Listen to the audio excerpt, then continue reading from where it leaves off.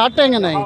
हमारी जो इकलौती मांगे हैं जनसेवक पद पे समायोजन, अगर सरकार नहीं मानती है तो हमारा ये आंदोलन लंबा होता चला जाएगा और जब तक ये पूरा नहीं होगा हम लोग यहाँ से हटेंगे नहीं। किसान सलाहकार की बदौलत हुआ है।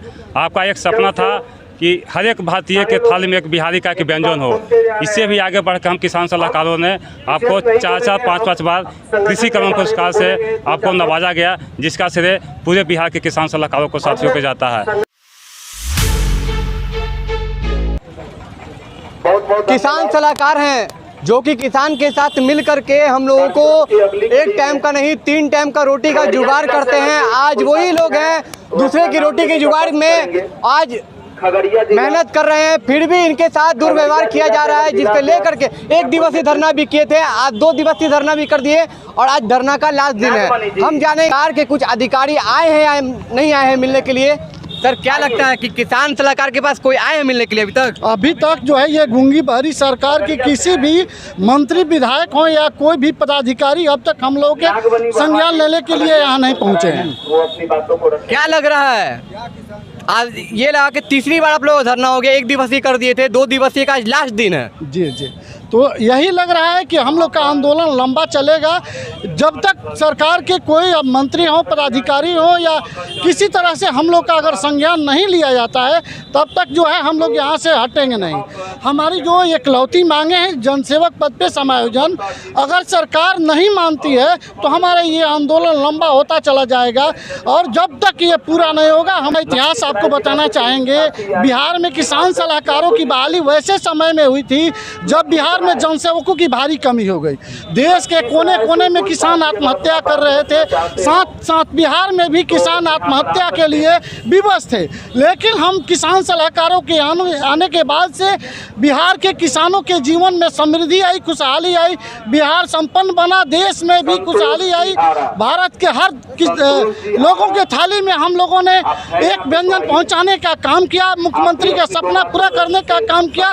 लेकिन अभी तक मुख्यमंत्री या सरकार के किसी भी कड़ी के द्वारा हम लोग को संज्ञान में नहीं लिया गया और इस तरह से हमारा आंदोलन धीरे धीरे लंबा होता गया और इस तरह से हम जो है तब तक अपनी लड़ाई लड़ते रहेंगे जब तक हमारे बाल बच्चों के हक और अधिकार की लड़ाई की बात जो है सरकार नहीं मानती है। पहले बार में तो बोला गया था कि हम मेरे पास इनका संज्ञान ही नहीं आया कि किसान सलाहकार धरना पे बैठे हैं। अब क्या लगेगा? तो 2 दिवसीय धरना पूरा होने जा रहा है।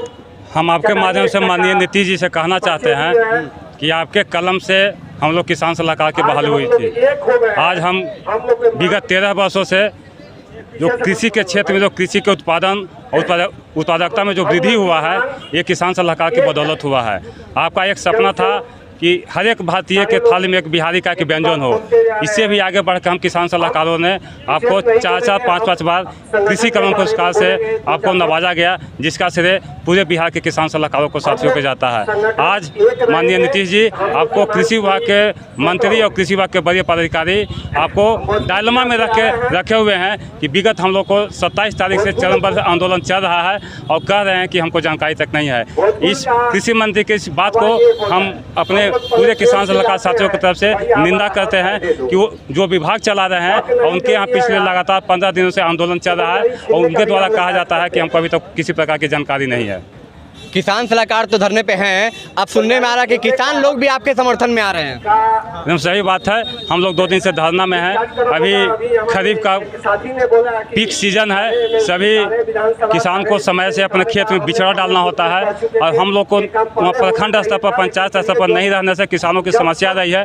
वो लोग लगातार हम लोग से टेलीफोन से संपर्क स्थापित कर रहे हैं और जब से उनको पता चला है कि हम अपनी मांगों को लेकर धरना में हैं तो वो लोग कह रहे हैं कि इस बार जो कार्यक्रम आप करिएगा पूरे बिहार के किसान हम आपके मांगों के समर्थन में पटना की धरती पर उतरने का काम करेंगे। बिहार के मुखिया को क्या कहिएगा नीतीश कुमार जी को? हम तो ये कहेंगे कि इतनी तपती जो गर्मी है, ये इतनी तपती में गर्मी में हम लोग तप रहे हैं और मुख्यमंत्री को ये दिखाई नहीं दे रहा है, मुख्यमंत्री सुन नहीं रहा है।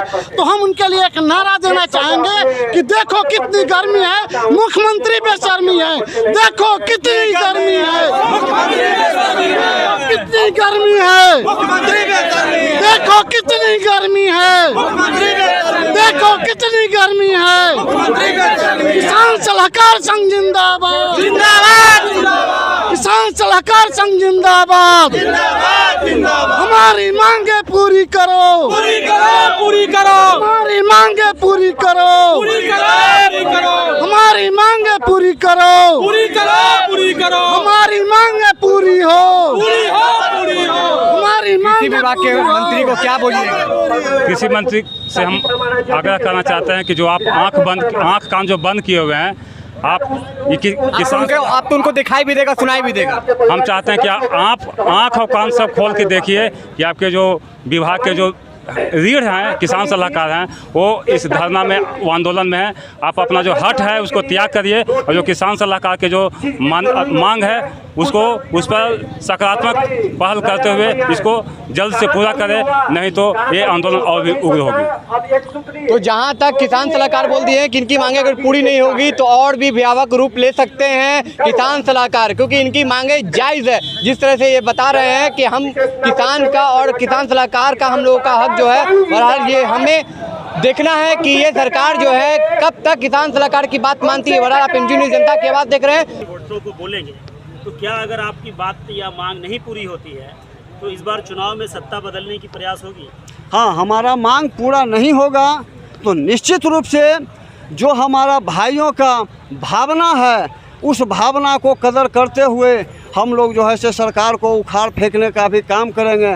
आज सरकार समझ नहीं रहा है कि किसान सलाहकार का क्या ताकत है।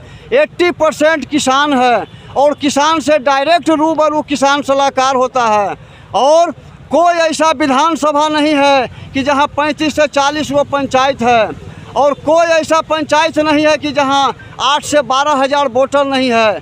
तो ये जान लीजिए कि किसान सलाहकार किसानों के बीच में रहता है और 5 से 700 वोट तो डैमेज करने का कैपेसिटी एक किसान सलाहकार रखता है। तो एक विधानसभा में 20 से 25 हज़ार वोट डैमेज देने का किसान सलाहकार का क्षमता है।